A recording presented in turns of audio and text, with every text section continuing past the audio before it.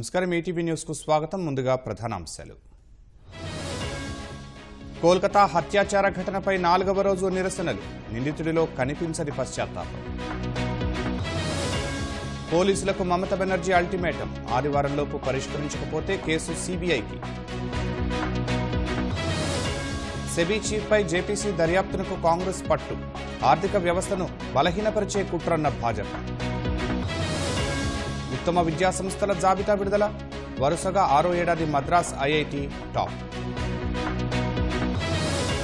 జమ్మూ కాశ్మీర్లో ఉగ్రవాదుల కోసం గాలింపు అత్యాధునిక ఆయుధాలతో సరిహద్దుల్లో పహారా